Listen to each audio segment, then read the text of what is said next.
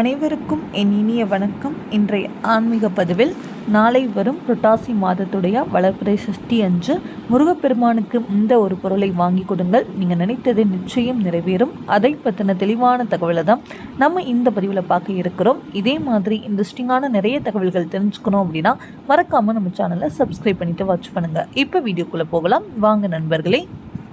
October 8 செவ்வாய்க்கிழமை புரட்டாசி மாதத்துடைய வளர்பிறை சஷ்டி வருகிறது. இந்த வளர்பிறை சஷ்டி பொதுவாகவே செவ்வாய்க்கிழமையில் வர்றது ரொம்ப ரொம்ப விசேஷம். ஏன்னா முருகப்பெருமானுக்கு உரிய நாள் செவ்வாய்க்கிழமை. அதோடு சேர்ந்து இந்த புரட்டாசி மாதத்துடைய வளர்பிறை சஷ்டியும் கூடி வர்றது ரொம்ப விசேஷம். அதனால் இந்த நாளை யாரும் தவற விடாமல் முடிந்தளவு முருகப்பெருமானுடைய கோவிலுக்கு செல்ல முடிந்தால் கோவிலுக்கு சென்று முருகப்பெருமானுக்கு ஒரு நெய் தீபம் ஏற்றி வழிபாடு செய்யுங்க. உங்களுக்கு முடிந்த அபிஷேக பொருட்களை வாங்கி கொடுங்க. அதோடு இப்போ நான் சொல்லக்கூடிய இந்த ஒரு பொருளை முருகப்பெருமானுக்கு மனதார நீங்கள் வாங்கி கொடுங்க. உங்களுடைய வேண்டுதல் நிச்சயமாக நிறைவேறும்.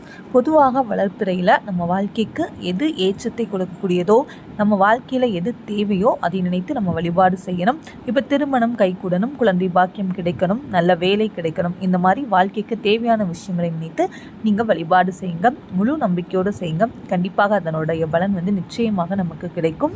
இந்த அபிஷேக பொருட்களை நீங்கள் வாங்கி கொடுங்க. பால் வாங்கி கொடுக்கறது ரொம்ப ரொம்ப நல்லது. நல்லபடியாக எல்லா ஆரோக்கியமும் நமக்கு கிடைத்து எல்லா சந்தோஷங்களும் நம்மளை தேடி வரும்.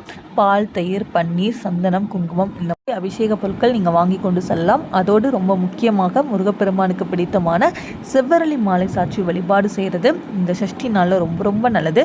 தொடர்ந்து நீங்கள் இப்படி செஞ்சு வாங்க. உங்கள் வாழ்க்கையில் இருக்கிற எல்லா விதமான தடைகளும் விலகி நீங்கள் கேட்ட வரம் நிச்சயமாக முருகப்பெருமான் கொடுத்து அருள் புரிவார். Thank you all.